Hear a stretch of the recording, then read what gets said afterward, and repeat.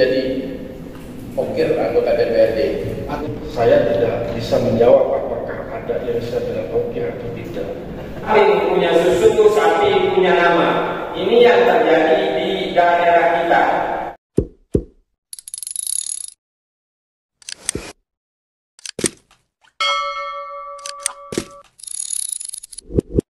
Lombok Tengah ini adalah produsen nomor 1 untuk tembakau ini, walaupun di anggaran, di penerima anggaran di BHCHT nomor 2. Nah, sehingga bagaimana nantinya kita tetap nomor 1, produksi nomor 1, penerimanya juga nomor 1. Tentu ini ada kaitannya dengan regulasi-regulasi yang ada. Tentu ini kaitannya dengan bagaimana dinas-dinas terkait melakukan pendampingan, melakukan pembinaan untuk lebih maksimal dalam hal produksi maupun dalam hal penyaluran, sehingga jangan sampai kambing punya susu, sapi punya nama. Ini yang terjadi di daerah kita. Kita daerah produksinya dikirim ke kabupaten sebelah, yang punya nama jadinya kabupaten sebelah. Jadi kita jangan sampai lagi kambing punya susu, sapi punya nama. Nah, ini regulasinya akan seperti apa nanti? Menanggapi apa yang disampaikan dalam pembukaan tadi oleh Bapak Ketua Komisi 2 terkait dengan tujuan dari pertemuan kita pada hari ini adalah berkaitan erat dengan tata kelola atau pengalokasian anggaran atau program-program yang bersumber dari dana bagi hasil cukai dan hasil tembakau atau kita singkat DBHCHT, di mana pada tahun 2025 sesuai dengan PMK nomor 16 tahun 2025, Kabupaten Lombok Tengah sebagai salah satu daerah di NTB ini yang menerima alokasi anggaran yang cukup besar dengan nominal sekitar 94,5 sekian miliar rupiah, dan itu merupakan peringkat kedua tertinggi setelah Kabupaten Lombok, bahwa diamanahkan oleh PMK tersebut tentang persentase pada subsektor yang sudah ada, yakni pada sektor kesehatan itu nominal atau persentasenya sebesar 40%, sedangkan yang kedua itu untuk kesejahteraan masyarakat senilai 50% dan penegakan hukum itu 10%. Jika kita mengacu pada nominal yang diterima oleh pemerintah daerah Kabupaten Lombok Tengah sesuai dengan persentase sesuai dengan PMK tersebut, maka kita akan mendapatkan rincian pengalokasian anggaran itu untuk kesra sebesar 47 miliar 250 juta sekian. Sedangkan untuk penegakan hukum itu idealnya menurut PMK yang 10% itu 9,4 miliar sekian. Sedangkan untuk kesehatan itu berjumlah 37 miliar dan 850 juta sekian. Itu kalau kita memang taat pada PMK yang sudah ada. Sekarang yang menjadi pertanyaan kita, apakah Bapeda Lombok Tengah sebagai dapur perencanaan anggaran ini benar-benar mereka mengacu pada PMK 72 ini, atau mereka punya aturan yang berbeda, atau mereka mencari sumber regulasi yang berbeda? Ini yang perlu kita dapatkan sekarang informasi dari Bapeda, terutama sekali lagi sebagai dapur perencanaan anggaran di daerah ini, untuk memberikan penjelasan kepada kami apakah pengalokasian anggaran DBHCHT tahun 2025 ini sesuai dengan PMK 72. Karena kenapa pertemuan ini kita inisiasi, pimpinan dan sekaligus Bapak-bapak dari Kepala OPD, ini karena berangkat dari keprihatinan kita semua terkait dengan pemanfaatan DBHCHT ini yang sama sekali boleh kami sebut sangat minim diterima oleh para petani kita. Padahal harus kita akui bahwa anggaran DBHCHT kita hari ini menjadi andalan dana bagi hasil yang melebihi sektor tambang, Bapak. harus diingat nih, NTB itu menerima 610 miliar rupiah, itu berkali lipat daripada sektor DBHCAT yang bersumber dari tambang. Ini artinya potensi ini tidak boleh hanya sekedar dinikmati, tetapi melupakan sumber dari mana anggaran ini bisa muncul. DBHCAT ini sebagaimana yang kita ketahui itu bersumber dari dua aspek. Pertama, produksi, penilaian produksi dan cukai. Produksinya 40%, cukai 60%. DBHCAT kita ini setiap tahun sejak tahun 2018 kita terima berpuluh-puluh miliar. Kesejahteraan masyarakat misalnya di sana ini diwajibkan itu Pak. 50% dari DBHCAT itu kesejahteraan masyarakat. Mereka itu Pak, jaminan sosial itu bisa berupa bantuan langsung tunai, termasuk juga BPJS Ketenagakerjaan 41 miliar sampai hari ini menjadi menyentuh angka 94 miliar sekian. Itu yang diterima petani tembaku kita itu 0,01%. Hari ini Pak ya, hari ini saya keliling tadi di Pratimur, di lokasi di Pratimur itu.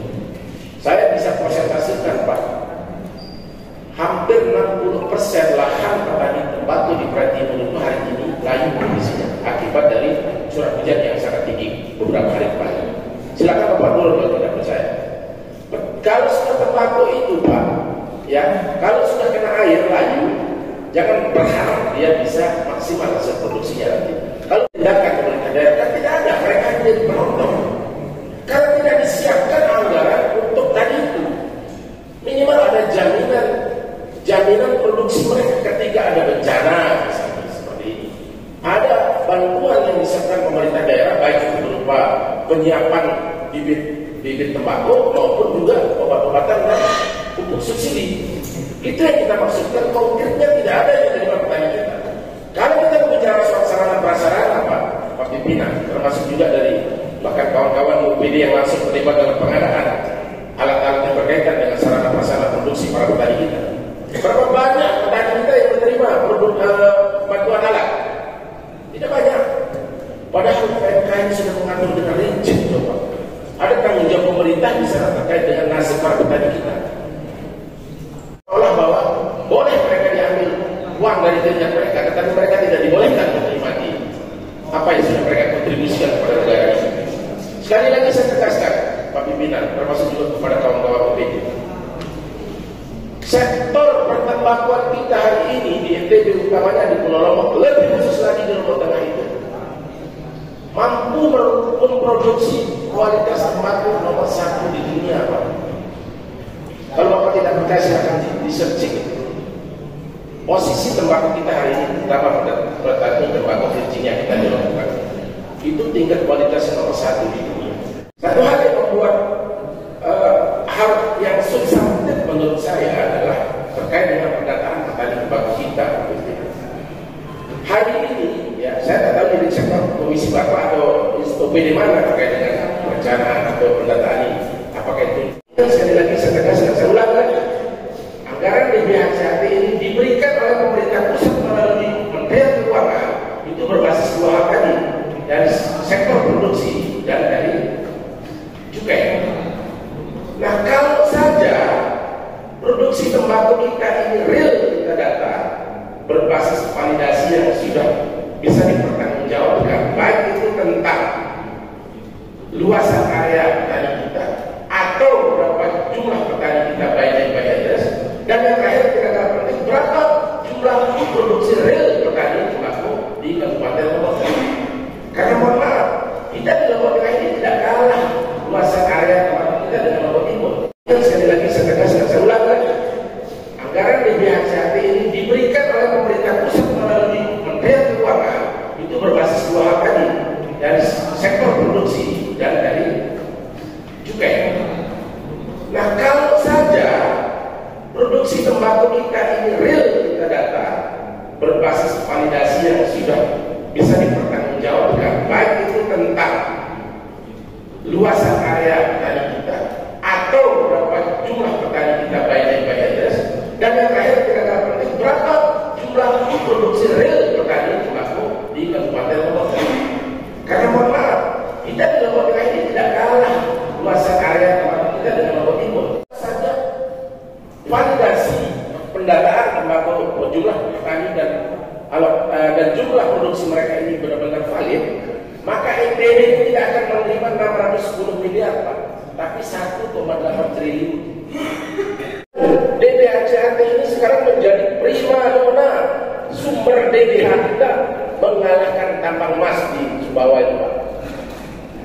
610 miliar, sementara dari sektor tambang kita hanya mendapatkan sekitar 100 sekian 2 bulan atau berapa miliar. Itu dibagi seluruh kabupaten. Itu hanya untuk, sedangkan DBHCHT 600. Karena kalau saya katakan tadi, kalau benar pendataan kita valid, bisa kita pertanggungjawabkan 1,8 triliun proyeksi sebenarnya real yang kita bisa dapatkan dari kementerian. Karena hujan kemarin di fase di awal tahun itu mereka menggunakan tanah. Nah sekarang hari ini silakan Bapak turun ke bawah, kondisi tembakau mereka sangat memprihatinkan. Sekarang perlu tanggung jawab pemerintah daerah apa ketika situasi seperti ini? Kan ukir dibiayai oleh DBHCHT. Itu boleh, itu haram hukumnya Pak. Apalagi Bapak bawa itu jadi ukir, Bapak bawa ini jadi ukir, dan Bapak bawa ke dapil yang tidak ada petani tembakau di sana. Itu sangat fatal. Ini makanya perlu kita perjelas sinyalemen ini, karena dugaan ini ada gitu. Karena sumbernya dari DBHCHT ternyata dialokasikan untuk ukir anggota DPR. Ini kan jelas pengkhianatan terhadap semangat kita untuk berpihak kepada para petani. Oke lah Bapak menggunakan itu untuk infrastruktur, tetapi relevansinya tidak ada dengan petani tembakau kita. Ada bangun irigasi tapi di dapil yang tidak ada petani tembakau. Bapak bangun embung misalnya, Bapak bangun saluran air, Bapak bangun jalan tani, tetapi di sana tidak ada petani tembakau. Itu pengkhianatan Pak. Karena yang menerima DBHCHT ini adalah harusnya teralokasi dominan kepada petani tembakau kita.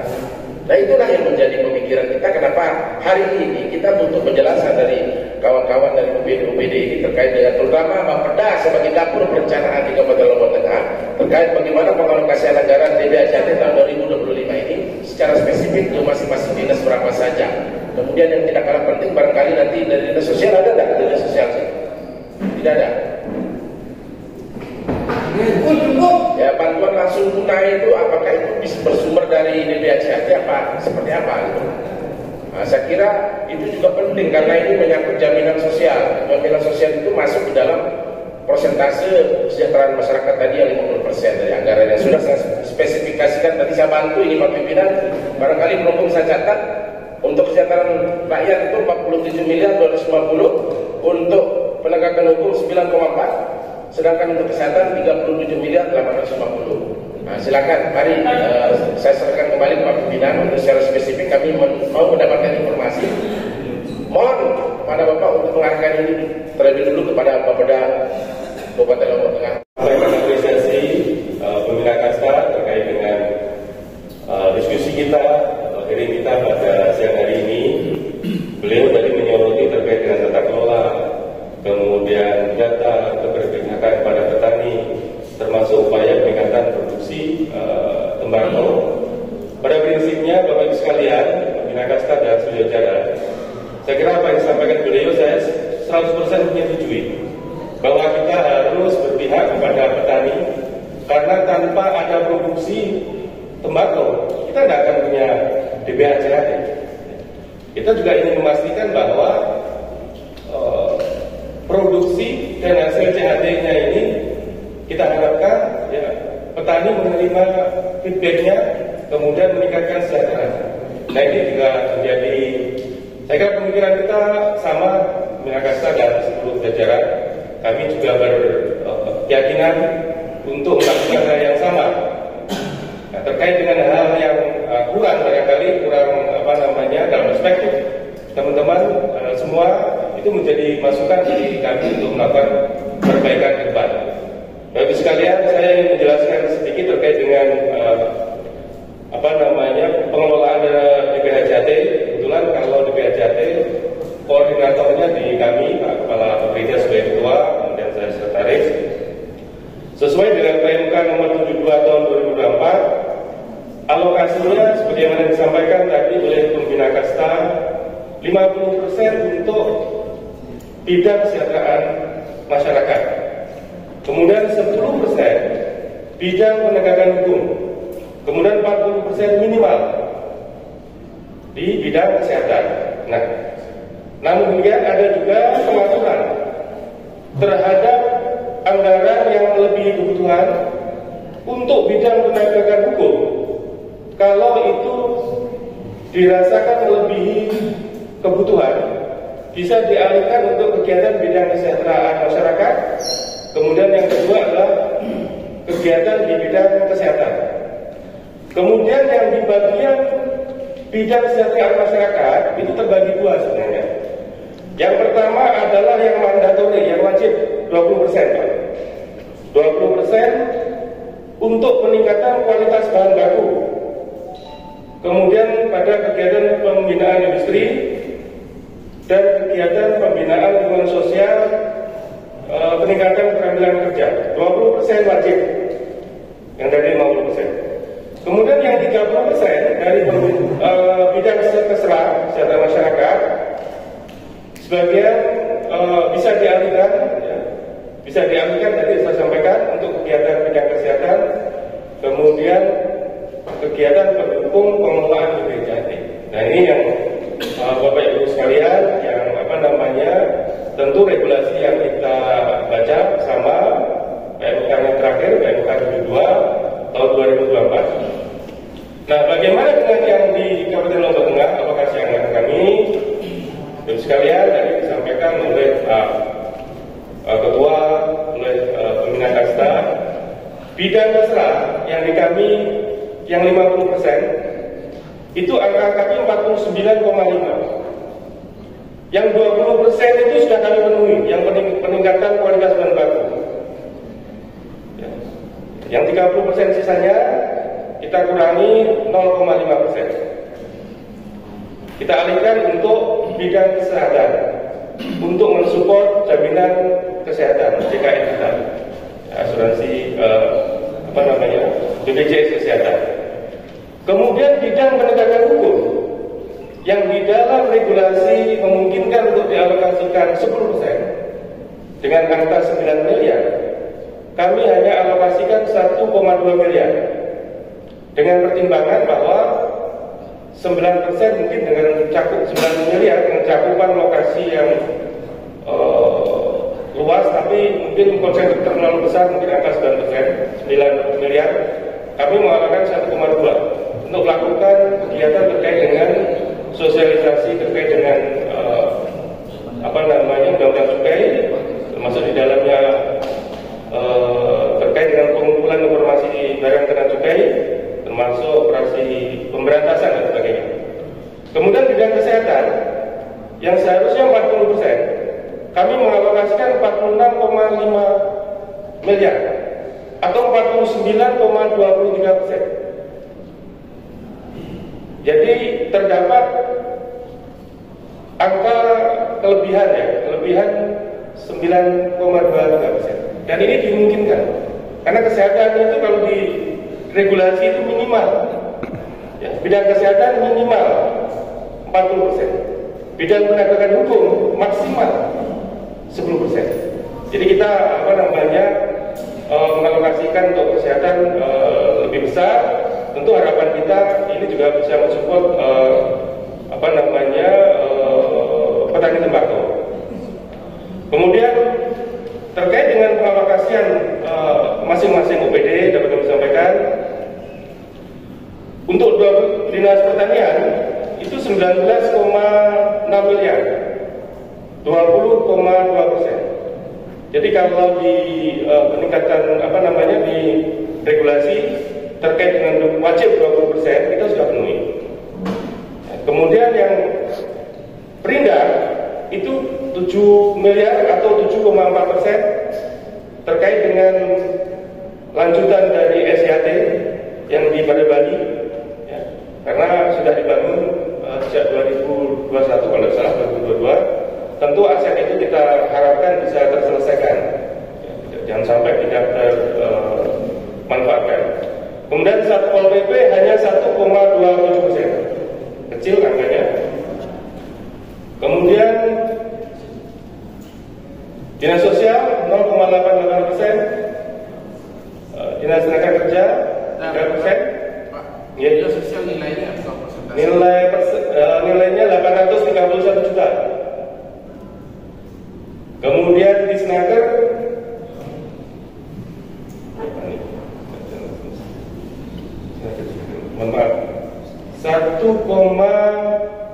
2,9 miliar. Berapa? 2,9 miliar. Kemudian nanti saya rincikan ya Pak Pembina ya. Ini kebetulan ini apa namanya itemnya satu-satu nih, ada sum up ini. Ada beberapa yang saya sum up ini. Ya. Ada di kantor. Tidak, ada di sini tapi perlu saya sum up ini. Untuk digas ya, digas bisa ditulis mungkin.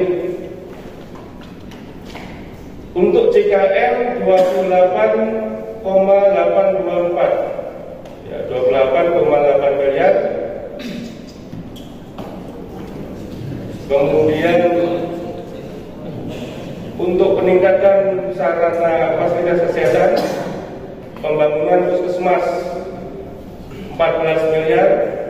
Itu tadi 28 itu apa? JKN. Kemudian 14 itu untuk fasilitas kesehatan. Kemudian 1,3 miliar untuk BMHP. Kemudian RSUD 2,1 untuk fasilitas kesehatan dan BMHP. Dinas PUPR ini masuk dalam bidang kesejahteraan masyarakat, 8,1 di Bina Marga. Infrastruktur konektivitas untuk memastikan jalan-jalan utama yang dilalui oleh perusahaan tembakau kita pastikan baik. Kemudian irigasi 7 miliar. Dinas Koperasi dan UKM 600 juta masuk dalam program pembinaan lingkungan sosial. Kemudian Baperida 400 juta terkait dengan Satker DBHJT termasuk dalam perencanaan dan pelaporan. Kemudian Dinas Ketahanan Pangan 400 juta masuk dalam bidang kesejahteraan masyarakat, program pembinaan lingkungan sosial. Rincian koma-komanya nanti bisa saya sampaikan lebih detail. Nah, yang pasti Bapak Ibu sekalian, insya Allah proporsi ini sudah kita penuhi dan kita arahan dari kegiatannya ini kita pastikan harus pada kawasan-kawasan produksi. Sehingga apa yang disampaikan tadi terkait dengan kebutuhan ya, petani baik itu dalam proses produksi, kemudian pasca produksi itu setidaknya bisa terbantu dengan kegiatan yang ada di DBHJT. Nah, tahun ini harus dipastikan terhadap 3 hal tadi: kesejahteraan, kesehatan, dan penegakan hukum. Di mana kesejahteraan ini khususnya kepada petani tembakau, khususnya saya ulangi kepada petani tembakau. Jika kesejahteraan petani tembakau ini tidak sesuai dengan yang kita semua harapkan, khususnya dari sisi produksinya, semua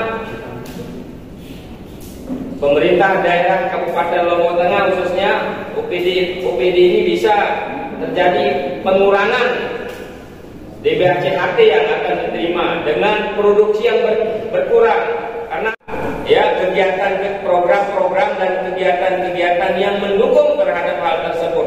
Kalau produksinya bagus, saya yakin kesejahteraannya akan bagus, kesehatannya juga akan bagus. Maka untuk itu dalam hal ini juga Dinas Perindak seperti yang telah kami sampaikan, telah kami rekomendasikan, sekarang sudah dilakukan, nanti akan dijelaskan sampai sejauh mana rekomendasi kami. Itu sudah kami keluarkan rekomendasinya dari DPRD Kabupaten Lombok Tengah. Yang kedua, terhadap peningkatan produksi ini, halnya dengan cukai juga. Dalam hal ini Perindak, kami DPRD merekomendasikan beberapa bulan yang lalu ini untuk mempercepat pengoperasian KIHT, karena bagaimanapun dengan adanya PR pesan rokok yang ada di sini, baik yang ada saat ini baru SKT ada 2 dan tembakau taste itu sekitar 15. Nah, ini bagaimana bisa ditingkatkan, dioptimalkan sehingga cukai yang bersumber dari Lombok Tengah juga meningkat, hingga potensinya untuk feedbacknya nanti akan bisa menambah penganggaran itu. Tapi ini betul-betul untuk hal-hal yang 3 tadi. Selanjutnya, izin Pak Pimpinan sedikit. Silakan.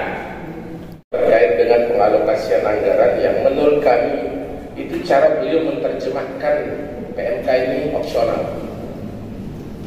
Padahal jelas diatur dalam PMK itu Pak, misalnya kita bicara secara spesifik, tidak ada satupun menyebut di pasal-pasal itu pada konteks program kesejahteraan sosial itu dibolehkan untuk program fisik, tidak ada. Tapi Bapak mengalokasikan ini banyak sekali fisik. Ada 8,1 miliar di Bina Marga untuk jalan, kemudian irigasi 7 miliar. Belum lagi di dinas-dinas yang lain, yang menurut kami ini berpotensi menjadi lintingan kecil paket-paket PL yang bisa saja itu menjadi pokir anggota DPRD. Maka, ya itu kami menduga. Di mana aturan di PMK yang menyebut bahwa itu dibolehkan untuk program fisik, Pak? Padahal kalau kita mengacu pada aturan yang ada terkait dengan kesejahteraan sosial ini ya, untuk bidang kita fokus kesejahteraan masyarakat dulu yang 50%. Itu jelas harus ada bantuan langsung tunai, bantuan pembayaran iuran jaminan perlindungan produksi tembakau bagi petani kali tembakau. 3. Pembayaran iuran jaminan perlindungan sosial ketenagakerjaan, bantuan modal usaha berupa barang, kalaupun ada berapa banyaknya, bantuan bibit, benih, pupuk atau sarana dan prasarana penunjang bagi petani tembakau. Tidak ada dijelaskan tentang pembangunan embung, irigasi, jalan raya, dan sebagainya. Nah, maksud kita, kalau Bapak tadi okelah mengatakan ada standar minimal dan maksimal di dalam pengalokasian persentase secara umum, kami terima. Oke, kalau misalnya tadi disebutkan walaupun di PMK mensyaratkan 10% untuk penegakan hukum karena berbagai pertimbangan, kemudian itu menggunakan standar minimal, maksimal, kan begitu. Nah, tetapi kalau kita berbicara soal kesehatan masyarakat ini sudah clear Pak, sudah final 50%. Nah, sekarang kita kebalikan. Tadi Bapak mengatakan untuk sektor kesehatan minimal boleh, tidak masalah, silakan saja, itu kan penerjemahan. Tetapi saya melihat pada apa yang Bapak katakan tadi itu, dalam menilai apa yang termaktub di dalam PMK ini, Bapak cenderung opsional, gitu, mengambil enaknya saja. Padahal di dalam pemaparan, di dalam apa yang kami maknai di dalam PMK ini, Pak, kami baca ini, kami pahami ini, tidak ada ruang ini diberikan untuk fisik, pembangunan fisik, tidak ada Pak. Membangun embung, membangun jalan irigasi, membangun irigasi, saluran-saluran air, jalan tadi itu nggak ada. Tadi fokus pada beberapa item yang saya sebutkan tadi. Berapa bantuan tunai yang diterima petani tembakau kita hari ini? Berapa jumlahnya? Bantuan langsung tunai ini disyaratkan wajib ada loh Pak. Bantuan langsung tunai itu kan tidak setiap pangan. Kalau tidak pangan berarti uang, ya kan? 2 sumber itu. Nah sekarang kita pertanyakan berapa dialokasikan untuk petani atau stakeholder terkait dengan pertembakuan di Lombok Tengah ini, dan anggarannya berapa dari yang Bapak paparkan di beberapa dinas tadi? Karena saya melihatnya cenderung lebih kepada apa yang disebut tadi sebagai potensi untuk mengarahkan ini menjadi lintingan-lintingan kecil, paket-paket langsung untuk fisik di beberapa OPD yang Bapak alokasikan anggaran itu. Seperti yang tadi itu Bina Marga ini 8,1 miliar, 7 miliar untuk irigasi. Kalau barangkali yang ini untuk dinas kesehatan, oke lah di sana. Harusnya memang itu spesifik juga untuk kesehatan. Dalam aturan PMK juga jelas diatur soal itu. Misalnya penggunaan perusahaan bidang kesehatan itu percepatan penurunan angka prevalensi stunting, peningkatan vaksinasi dan imunisasi, peningkatan kesehatan ibu dan anak di bawah 5 tahun, untuk pembayaran iuran jaminan Jamkes bagi yang terkena pemutusan kerja, ya, Jamkes bagi pemutusan kerja, peran kader posyandu, pengadaan obat-obatan BMHP tadi sudah dituliskan. Tetapi barangkali ini juga menjadi catatan kita. Ini kebanyakan ini ke paskes ini, ke rehab ini, ke fisik larinya 14 miliar ini, kecuali yang JKN tadi yang 28,8 miliar. Nah kalau paskes ini kan pasti ke fisik dia, ke pembangunan fisik gitu loh. Seharusnya itu kan pada sektor-sektor yang saya sebutkan tadi itu, berkait dengan stunting dan sebagainya itu, termasuk juga bagaimana kemudian memberikan jaminan kepada pegawai atau buruh-buruh tani yang mengalami pemutusan kerja. Itu harusnya masuk ke sana, Pak, pada sektor kesehatan itu. Karena ini sifatnya tidak banyak yang paham dan tidak tahu. Bahkan kami pertanyakan ke beberapa petani juga, ke banyak petani, tentang bagaimana skema pendistribusian daripada pupuk non subsidi ini banyak yang tidak paham. Bahkan mereka sama sekali menyebut tidak pernah menerima bantuan ini. Nah perlu melalui barangkali data ERDKK-nya itu berhak menerima bantuan pupuk non subsidi dari Dinas Pertanian ini. Pendistribusiannya melalui siapa, skemanya seperti apa, dan data yang digunakan itu data yang mana?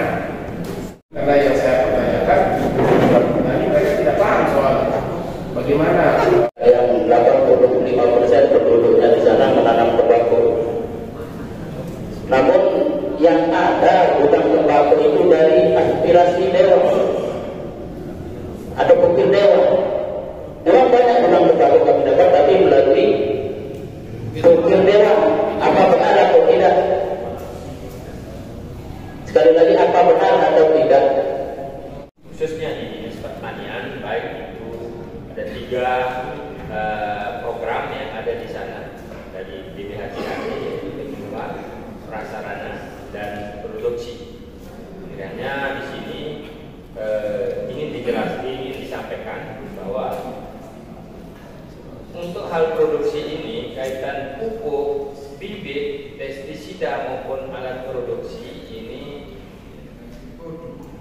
mekanisme, artinya mekanisme dan skema penyalurannya seperti apa itu yang diinginkan tadi, agar sampai hari ini kan tidak ada teman-teman yang bertanya maupun petani-petani kok bisa merasakan langsung, khususnya petani tembakau yang karena anggarannya memang bersumber dari BPHCHD. Untuk itu silakan ditanggapi dari Dinas Pertanian. Tidak sangat besar nilai irigasi. Pada untuk sektor-sektor yang berkait dengan urusan tembakau saya pikir ini, karena DBHC ada sumbernya. Ternyata di Dinas Pertanian juga dianggarkan untuk irigasi, termasuk juga jalan usaha tani dan sebagainya. Kan dari satu sumber yang sama. Ini kan semakin mengindikasikan bahwa DBHCAD ini dibuat menjadi lintingan-lintingan kecil di banyak OPD, padahal tujuannya sama, sumbernya sama. Kenapa dipaksakan pengalokasiannya di OPD yang berbeda? Ada apa ini? Barangkali perlu dijawab. Marga, ya, dan juga irigasi ini ada 7 miliar. Ada pembagian di sana. Sampai hari ini yang kami ketahui, walaupun kami dari Komisi 2 bukan Komisi 3, yang sekunder, irigasi sekunder itu memang ditangani oleh PU. Yang tersier itu ditangani oleh dinas terkait, yaitu dinas teknisnya adalah Dinas Pertanian. Nah, itu yang kami ketahui sampai hari ini. Karena tidak hadir, PU bisa mengklarifikasi secara langsung. Mungkin di waktu yang berbeda kita diskusi. Kesempatan juga karena di sini ada yang mengelola anggaran di Perindak itu 7 miliar, dan ini sangat kami nantikan juga progresnya, Karena salah satu concern kami di Komisi 2 itu bagaimana mempercepat pemanfaatan KIHT itu. Sebelum dijawab yang disampaikan teman-teman tadi. Dengan hari ini, tahun ini sudah masuk di tahun keempat, di mana tujuan hajatan dibangunnya SHT ini adalah salah satunya untuk menyaingi atau menghambat peredaran rokok ilegal. Yang kedua, untuk meningkatkan CHT dari segi cukai, di mana tadi disampaikan bahwa besaran perolehan CHT ditentukan oleh sektor produksi dan cukai. Di mana seperti Provinsi Jawa Barat yang produksinya tidak kalah jauh dengan NTB, tapi perolehan CHT-nya lebih banyak, itu kata sektor cukainya, di mana banyak pabrik rokok. Nah, itulah yang kami dorong di Loknya ini, penghasil cukai kami dorong lewat SIHT ini. Yang sampai dengan saat ini kami sudah mengundang dari tim dari Bea Cukai untuk mengevaluasi kesiapan kami dan dari hasil evaluasi beliau untuk menyarankan finishing di bangunan sarana dan prasarana. Saat ini kami sedang mengerjakan salah satu dalam pengaspalan jalan lingkungan di dalam kompleks SHT, kemudian drainase, taman dan lagu taman, itu yang dipersarankan oleh Bea Cukai. Kemudian yang terkait dengan hal yang mendukung beroperasinya SHT ini adalah peraturan bupati yang terkait dengan kelembagaan sentra dan kami selesai pembahasannya. Itu yang progres yang kami capai dengan hari ini. Kemudian hal yang mendukung nanti berjalannya SHT ini adalah kami sudah melakukan pelatihan kepada masyarakat di sekitar untuk menjadi tenaga kerja dengan pelatihan melinting dan blending. Sudah selesai pembahasan, tinggal ada di bagian hukum di finishing, bahasanya sudah selesai. Bapak ini lama-lama kayak gubernur NTB akan kebanyakan. Coba yang hal-hal yang terkait dengan regulasi dulu dibereskan, kalau masa berjalan. Nanti percuma tujuh pilihan ini Bapak eksekusi tahun ini, tapi aturan-aturan yang membolehkan operasional dibereskan. Kan percuma namanya Pak.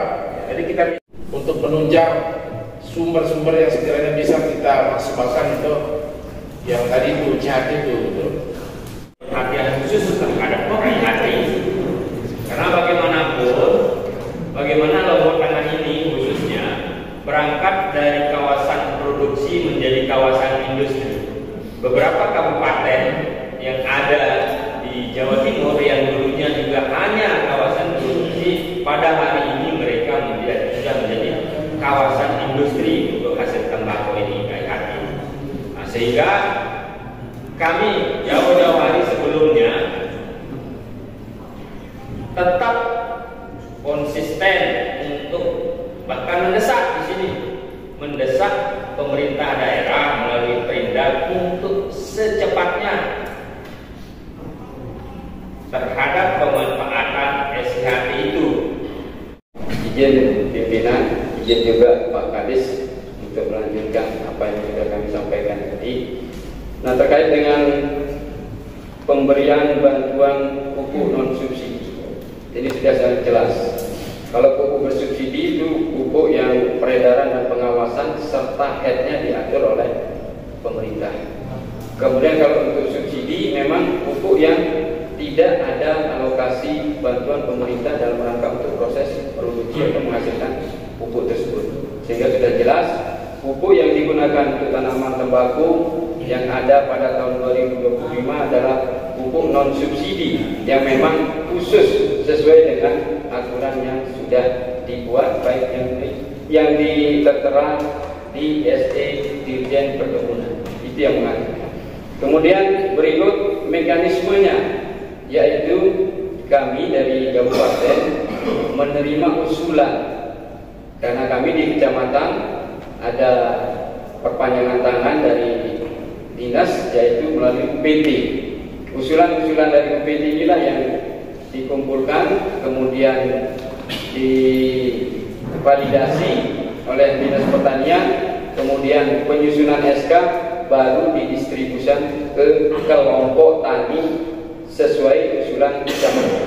Adapun lokasi distribusi pupuk ini tersebar di 5 kecamatan sentra produksi tembakau. Pertama, Kecamatan Jatipriok, kemudian Praia Timur, Pujuk, Kopang, sedikit ke Batu Kliang kalau salah. 5 kecamatan yang memang sentra penghasil tanaman tembakau. Kemudian untuk besaran daripada pupuk subsidi ini, non subsidi ini hanya 8 ton. 8 ton masih sangat minim memang, dengan dosis pupuk sebanyak 20 kg per hektar.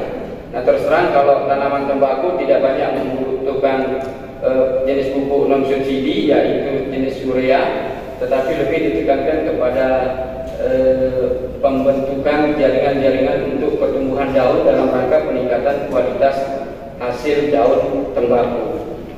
Kemudian yang berikut, jenis pupuknya NPK. Jadi NPK ini ada 2, ada NPK non subsidi dan ada yang subsidi.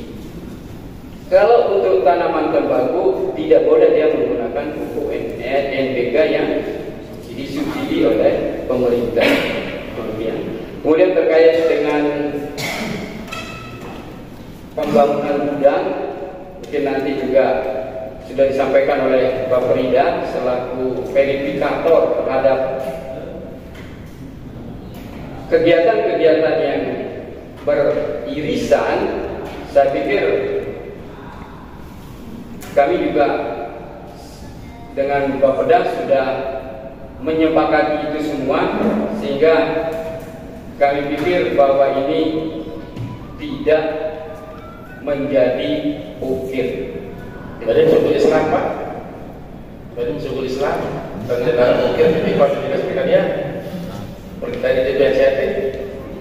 Silakan mungkin.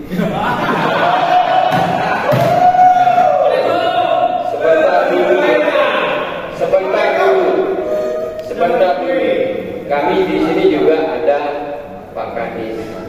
Tadi sudah saya sampaikan bahwa kami mewakili beliau, tetapi beliau berusaha untuk datang bisa menghadiri pertemuan ini. Sudah sama Bapak dengan jawab. Kasih Pak Kadis yang jawab.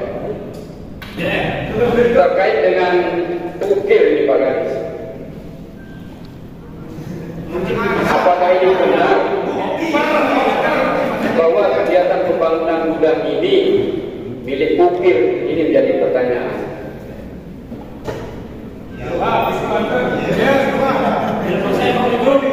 Bagaimana? Ya, nanti ada yang bangan dari ukir, Pak Kadis. Atau begini saja Pak, kalau memang tidak ada jawaban, sekarang kami minta data gudang tembakau yang ada, yang pernah dibuat oleh Pertanian, bahwa di Dinas Pertanian untuk tahun 2025 hari ini itu dia murni tidak lagi menampung aspirasi DPRD yang bersumber dari BPHJHT. Itu saja ketegasan yang kita butuhkan hari ini. Izin terlambat dan itu kami mohon maaf yang sebesarnya.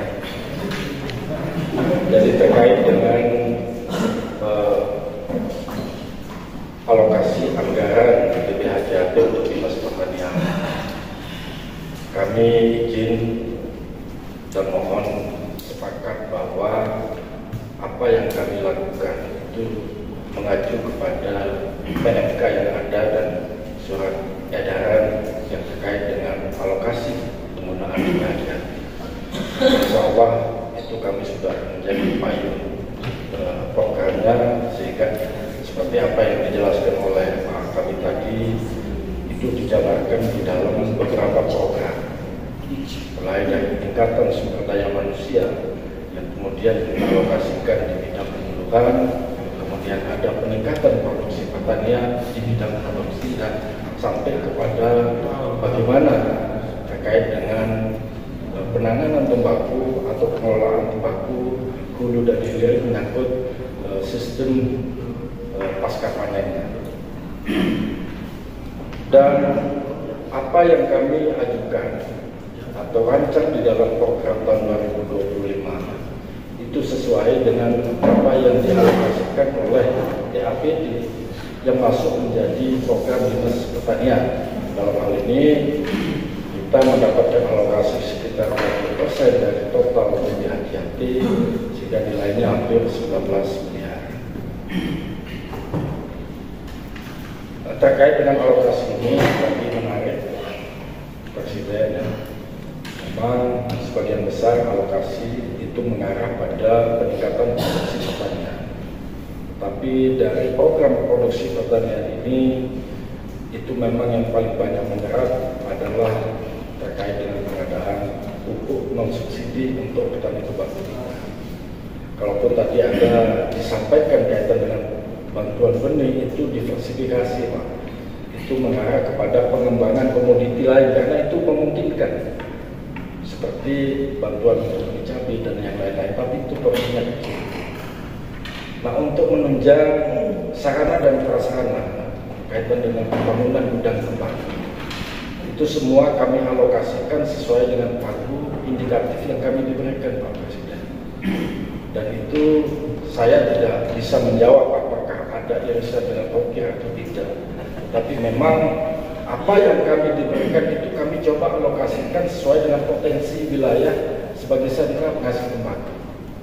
Dan kaitan dengan data secara mungkin nanti kami bisa sampaikan lokasinya di mana dan itu yang menerima siapa. Itu semua adalah pendekatan kita adalah kelompok dan itu tersebar di beberapa kawasan yang memang menjadi sentra-sentra penghasil tembakau kita.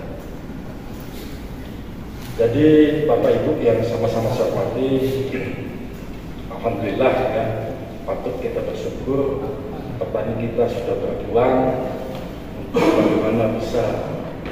Sebenarnya filosofi awal adalah bagaimana supaya lahan pertaniannya yang mereka miliki itu bisa terkelola secara baik sepanjang tahun. Ini betul-betul bisa efektif dan bisa efisien bermanfaat untuk petani tembakau kita. Ini adalah filosofi dan menjadi tujuan kami dan mudah-mudahan ini. Tetapi izin Pak Ketua, Pak Pimpinan, Pak Presiden, karena memang kalau kita bicara terkait dengan kebutuhan dan jumlah yang kita mampu siapkan, saya pikir akan sulit untuk kita bisa penuhi semuanya. Contoh di bantuan pupuk untuk non subsidi ini saya pikir ya tidak bisa karena jumlahnya juga hanya 8 ton menyebar di 14.000 hektar menurut data yang ada di 5 kecamatan yang menjadi sentra. Mudah-mudahan ke depan BPHJT kita semakin naik, semakin banyak alokasi yang kita berikan oleh pemerintah. Dan tentu ini bisa memberikan ruang buat kita untuk berbuat lebih banyak kepada petani saja. Izin sebentar yang sampaikan mungkin agak kontraproduktif saya dengan Pak Kadis ini, makanya perlu saya sampaikan bahwa petani tembakau ini bukan semata-mata mereka karena pilihannya, bukan karena tidak ada pilihan.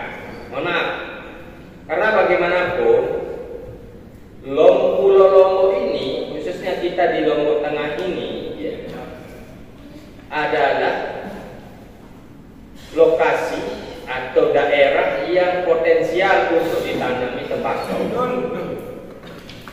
Karena kalau di Indonesia ini kan Jawa Timur provinsi nomor 1, nomor 2. Silakan. Bukan menjadi bagian dari sentra produksi tembakau kita. Kita harus fair kalau melihat ini di Batu Liat tidak banyak.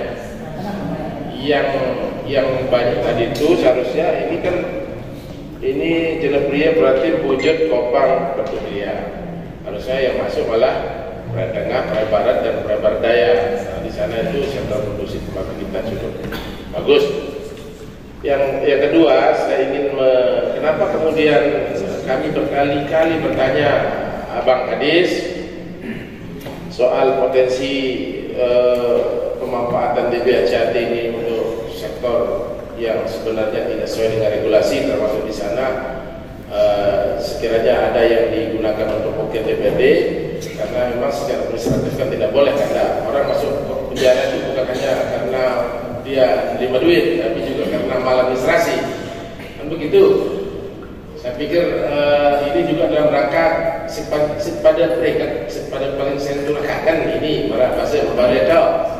Pada sering peringkat kan, jangan mungkin bukan kami yang angkat, barangkali orang lain, bukan hari ini, mungkin tahun depan. Mudah-mudahan pada sehat segar-segar, pada pensiun main, pemesanan kan, tidak ada yang panggil-panggil dan sebagainya begitu, sehingga benar-benar dimanfaatkan by regulasi, gitu kan, dengan regulasi yang ada. Jangan apalagi under pressure ditekan oleh kawan-kawan DPR untuk melanggar regulasi yang ada, karena yang akan dapat akibatnya bukan hanya mereka, tetapi beruntung juga sebagai KPA, bukan belum tingkat KPA, kuasa pengguna anggaran, ya pasti pertanggungjawabannya pelunggup. Nah, itu sebabnya makanya kami memberikan early warning supaya di seluruh OPD ini yang sekiranya berpotensi untuk dibancaki dia menjadi anggaran pokir DPRD, walaupun peruntukannya misalnya untuk gudang tembakau, tapi melalui pokir itu kan tidak boleh, Pak. Itu tidak boleh. Kita ini kan harusnya diapresiasi dong kami yang memberikan early warning supaya jangan ini terjadi, karena ini berpotensi menjadi persoalan. Maka kami tegaskan berkali-kali, kalaupun ada orang basir baru ada kesalahan sedikit-sedikit, jangan ulangi lagi. Betul, kena.